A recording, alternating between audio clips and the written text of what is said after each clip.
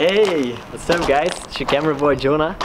If you want to learn how to make this previous effect, check my latest video. Now today, it's Friday, later on I'm going to a party. So I thought it's the perfect time to give you guys a free party editing preset. Like, nightlife photography is one of my favorite things at the moment. I'll show you one of my favorite pics. It's actually not like the best pic I took, but I just loved the moment. It was Bass Jackers in one of the biggest clubs in Thailand.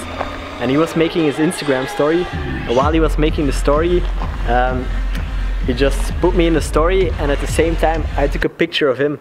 So you can see him in my picture looking at me with his phone, like with his camera of his phone. So that was kind of an awesome moment. Now let's jump into the computer so I can show you guys how I made this preset. Don't forget to like the video if you're gonna use it, and to subscribe, because I'll be making and giving for free Lightroom presets every week. So let's check it out. Alright, so this is the after, this is before. As you can see, it's a cool pop and much more lively picture. Now, I bumped the exposure a lot. That's something you guys have to see for yourself, depending on how dark your picture is, how much flash you use, or maybe how high your ISO was. I like to shoot mine not that bright and just do it in post. Now, if I take away the tone curve, you can see the image actually kind of got flat, and that's because the whites are down and the blacks are up and the shadows are up.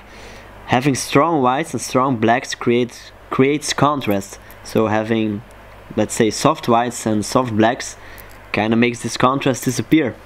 And I did this because you can really add in that pop and contrast in the tone curve. So this is the shadow area, this is the highlight area. By pulling this one up, you get like this faded look in the shadows. So as you can see here, I undid it, bam, you get like this faded look. And this one, oh whoops, it's a mistake. So by bringing this one down, as you can see, it kind of smoothens out the highlight area because the flash was on the person. That's why it's a bit strong, and this makes it smoother. With the reds, I pulled them down to kind of take out the reds in the shadow area. As you can see, this would give like a reddish tone, which could also be cool, but I prefer like the more like blue look in the background and then the orange look on the person. HSL, I didn't do that much. I like to, with my aquas and blue, go to the turquoise side. Saturation, I bumped red and orange. Why? To give again a little bit more of a pop to the person. Luminance, because the flash was on the person, I did red and orange -10, so I could make it not too strong on a person. So a little quick tip. So vibrance and saturation, what's the difference? If I'll put them both at 0. If I bump vibrance a lot, you can see the blue, the greens, kind of the entire image, everything becomes more vibrant, all the colors, but the skin tones don't get messed up that easily. With saturation though, it mainly has the effect on the skin tones, so if you bump it a lot, it kind of fucks them up. So for this image I wanted to kind of desaturate the other colors, so that's why I brought the vibrance down. As you can see, this area here is desaturated more, but by bumping up the saturation you have this pop to the person's skin, because that affects more the skin tones, not that much these blues for example. So here you go, that's a little quick tip. For the rest, actually nothing that special going on. Here you can see camera calibration.